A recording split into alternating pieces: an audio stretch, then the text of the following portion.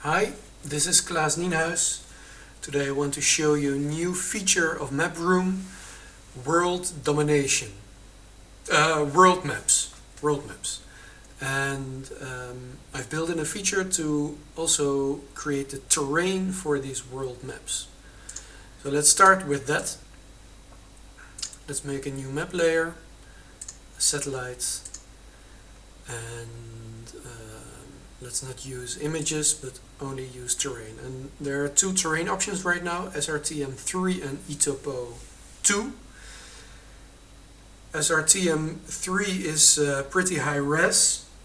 For the entire world it's about 200 by 100k of data, which is quite a lot. It's impossible to download all at once and to display. eTopo2 is a dataset which is about 10 by 5k, which is doable. So let's pick this one. And I'm going to add another layer, a shapefile. I want to have the borders of the land, of the continents. And let's set this up. I'm not going to use a Mercator, but I'm going to use cylindrical. And I should be all set. So let's first use the entire world as a location and place the shapefile, which gives me outlines for the world. It makes it easier to design the map. It should be done in a jiffy. Okay, there we are. Just move this to the side.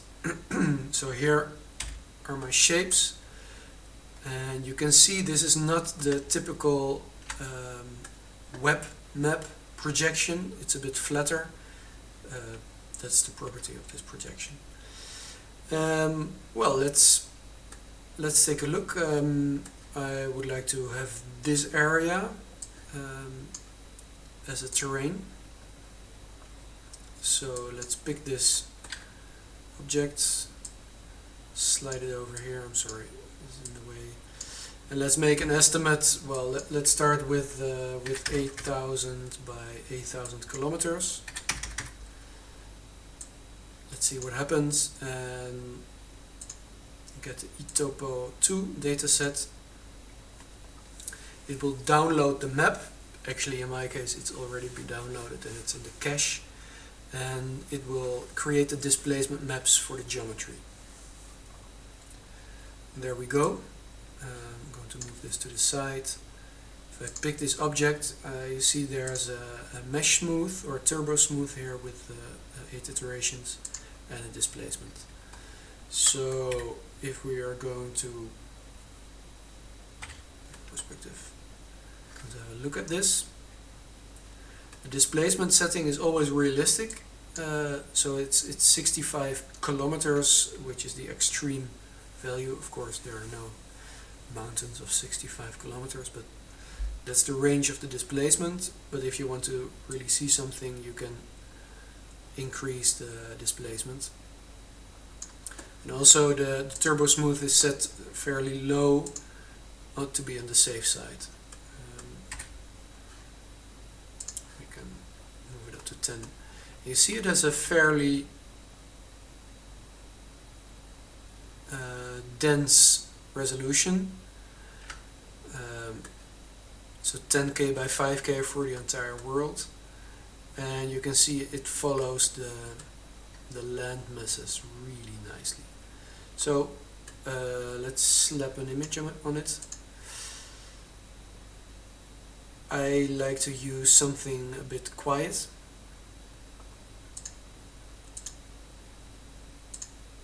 Because if you put a satellite image on top of it, you kind of lose the detail of the heights, and that kind of sucks for the demonstration. Of course, if you are making your own map, you should do whatever you like. So it's getting the Stamen maps and putting them on top on the same mesh. It should be fairly quick as well. Maybe the zoom level is a tad too high. No, there we are. it's mapping currently. Well, this looks really strapping. Check this out.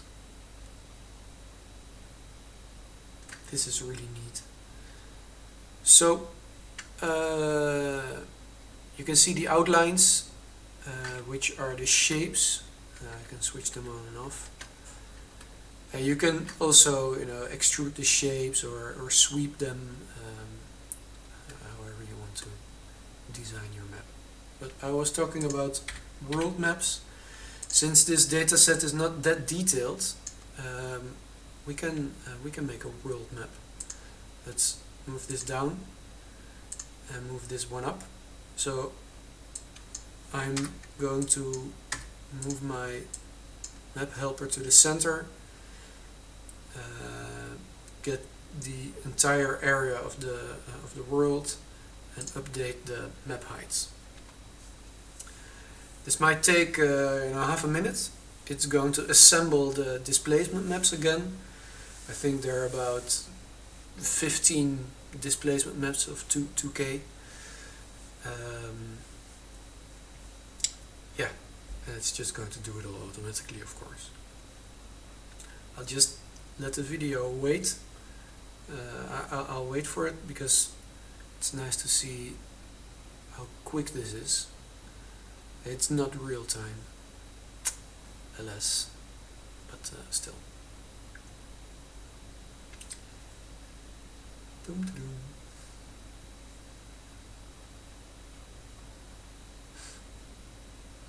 Also, if the data set is already in your cache, it will always reproject them, because you can pick a different projection, and well, it has to make sure that it all fits. So I'm going to increase my displacement again to be able to see what's happening, and I'm going to increase the mesh density. 10 is fine. Actually, it could go higher. There are 2 million polygons, and I think if you would increase up to 50 million polygons, that would make sense. It would get more detail out of the displacement map, but anything more would be overkill. Well, let's put no. Let's I prepare the material. Let's see if it works as nicely as I hope. But it's just a gradient,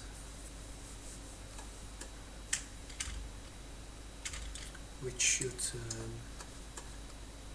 bring out the heights a little bit. There we go.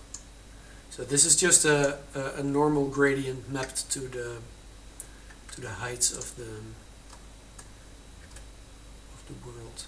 Oh, this looks really nice. And the height data is really there, so we can render this.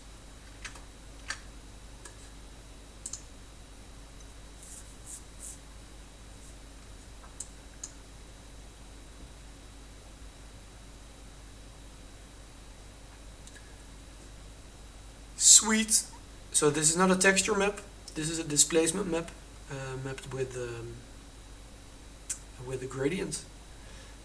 Well, Maproom coming soon, and in the meanwhile, happy mapping.